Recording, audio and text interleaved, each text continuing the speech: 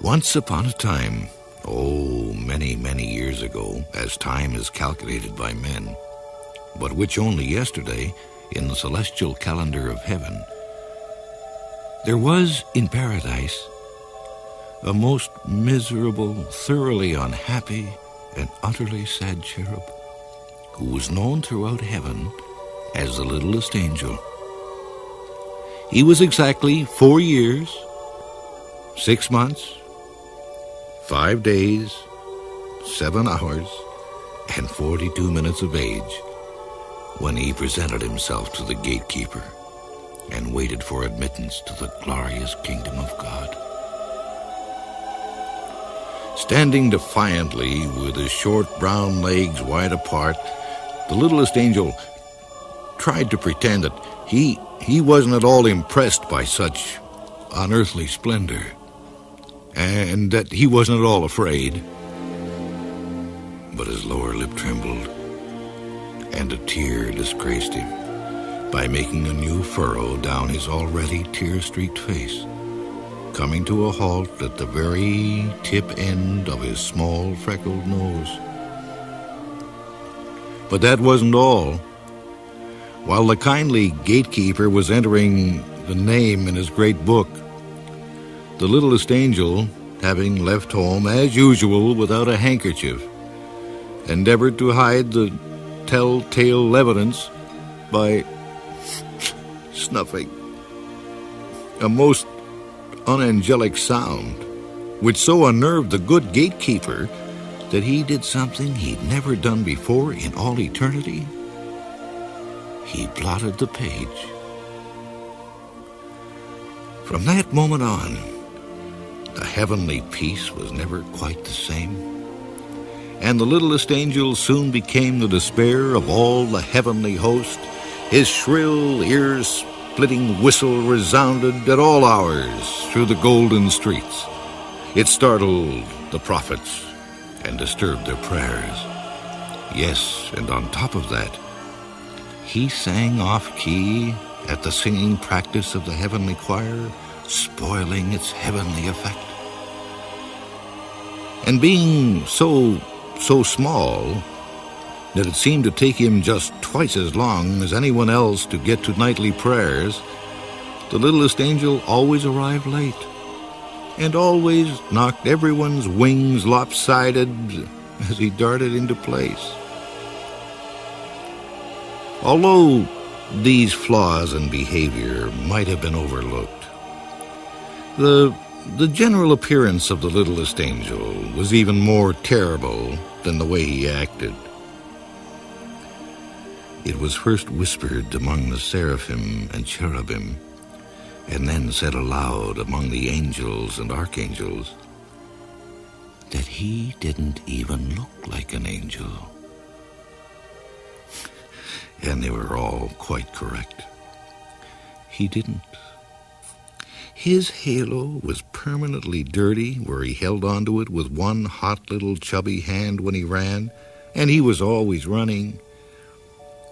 Furthermore, even when he stood very still, it never behaved like a halo should. It was always slipping down over his right eye, or over his left eye, or else just for pure meanness, slipping off the back of his head and rolling away down some golden street, just so he'd have to chase after it.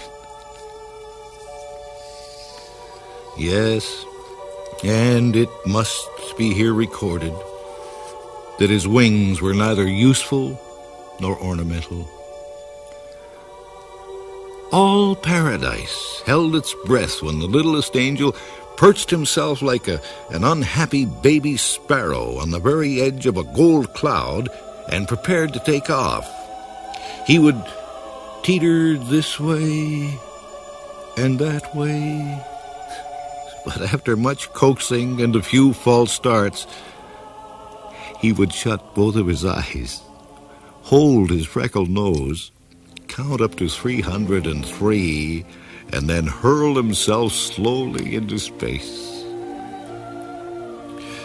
However, owing to the regrettable fact that he always forgot to move his wings, the littlest angel always fell head over halo. It was also reported, and never denied, that whenever he was nervous, which was most of the time, he bit his wingtips. Now, anyone can easily understand why the littlest angel would soon or late have to be punished. And so, on an eternal day of an eternal month in the year eternal, he was directed to present his small self before an angel of the peace. The littlest angel combed his hair, dusted his wings, and scrambled into an almost clean robe. And then, with a heavy heart, trudged his way to the place of judgment. He tried to postpone the dreaded ordeal by loitering along the streets of the guardian angels, pausing a few timeless moments to minutely peruse the long list of new arrivals. Although all heaven knew, he couldn't read a word. And he idled more than several immortal moments to carefully examine a display of harps. Although everyone in the celestial city knew he couldn't tell a crotchet from a semiquaver. It means he couldn't read music. But at length, and at last, he slowly approached a doorway, which was topped by a pair of golden scales, signifying, it said, that heavenly justice was dispensed within. And to the littlest angel's great surprise, he heard a merry voice singing. The littlest angel removed his halo, breathed upon it heavily, and then polished it upon his robe. Oh, that added nothing to the garment's already untidy appearance. And then he tiptoed in. The singer, who was known as the understanding angel, looked down at the small culprit. And the littlest angel instantly tried to make himself invisible by withdrawing his head into the collar of his robe, like a snapping turtle. And at that, the singer laughed. And it was a jolly, heartwarming sound. He said, "Oh, you're the one who's been making heaven so unheavenly. Come here, cherub. Tell me all about it." Well, the littlest angel ventured a furtive look from beneath his robe, first one eye, and then the other eye. And suddenly, almost before he knew it, he was perched on the lap of the understanding angel and was telling him how very difficult it was for a boy who suddenly finds himself turned into an angel. Yes, and no matter what the archangel said, he'd only swung once. Well, twice. Oh, all right, then he'd swung 3 times on the golden gates. But that was just for something to do. That was the whole trouble. There wasn't anything for a small angel to do. And he was very homesick. Oh, not that paradise wasn't beautiful, But the earth was beautiful too. Wasn't it created by God himself? Why, there were trees to climb, and brooks to fish, and caves to play in, the swimming hole, the sun, and rain, and dark, and dawn, and thick brown dust so soft and warm beneath your feet.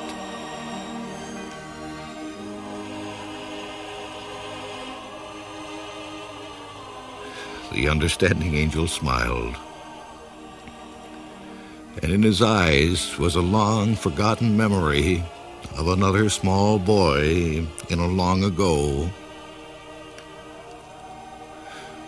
Then he asked the littlest angel, what would make him most happy in paradise? The cherub thought for a moment and whispered in his ear, there's a box. I left it under my bed back home. If only I could have that. The understanding angel nodded his head. You shall have it, he promised. And a very fast-flying angel was instantly dispatched to bring the box to paradise. And then, in all those timeless days that followed, everyone wondered at the great change in the littlest angel. For among all the cherubs in God's kingdom, he was the most happy. He didn't get into trouble. He was always clean. And when he flew, it could be said, and truly said, that he flew like an angel.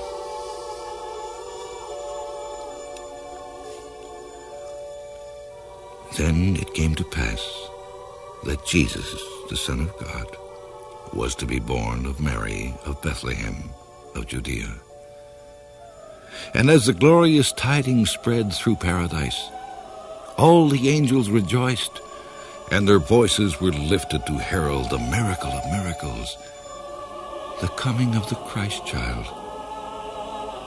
The angels and archangels, the seraphim and cherubim, the gatekeeper, the wingmaker, yes, and even the halo-smiths put aside their usual tasks to prepare their gifts for the blessed infant. All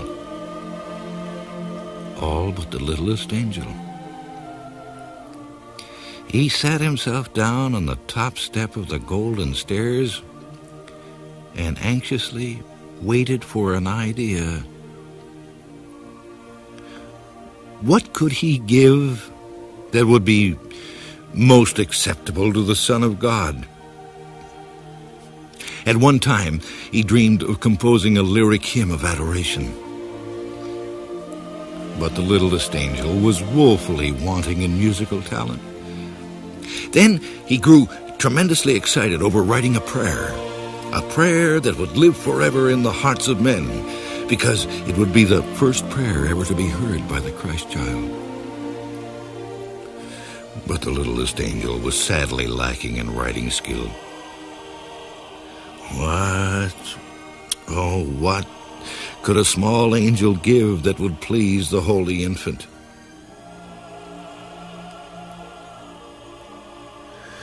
The time of the miracle was very close at hand when the littlest angel at last decided on his gift. Then, on that day of days, he proudly brought it from its hiding place behind a cloud and humbly, with downcast eyes, placed it before the throne of God.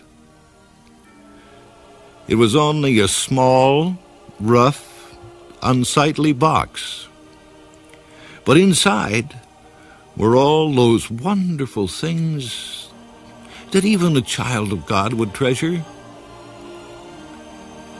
A small, rough, unsightly box, lying among all those other glorious gifts from all the angels of paradise, gifts of such rare and radiant splendor and breathless beauty that heaven and all the universe were lighted by the mere reflection of their glory.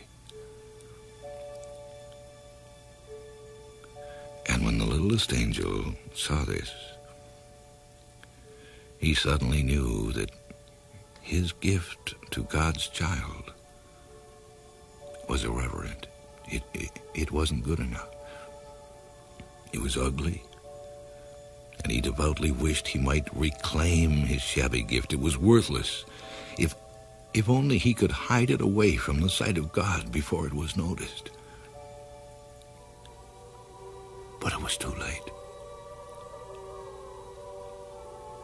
The hand of God moved slowly over all that bright array of shining gifts, then paused,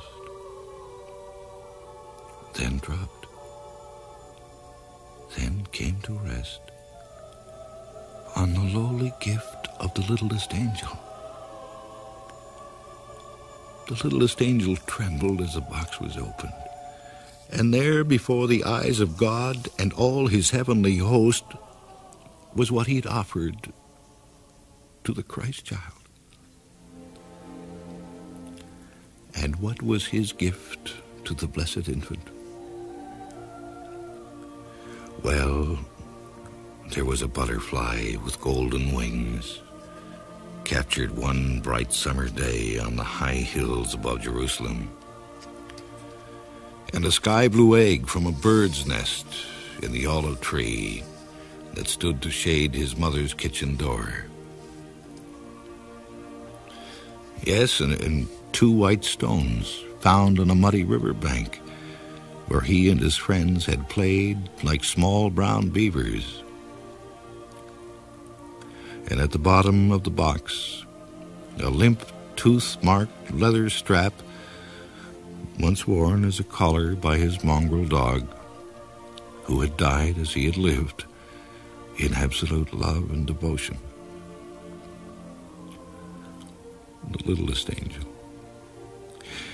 wept hot, bitter tears, for now he knew that instead of honoring the Son of God, he had been most blasphemous. He'd done a terrible thing. Why had he ever thought that the box was so wonderful? Why had he dreamed that such utterly useless things would be loved by the blessed infant? And in frantic terror he turned to run and hide from the divine anger of the Heavenly Father. But he stumbled and fell, and with a horrified wail and clatter of halo, rolled in a ball to the very foot of the heavenly throne, crying, tears running down his face.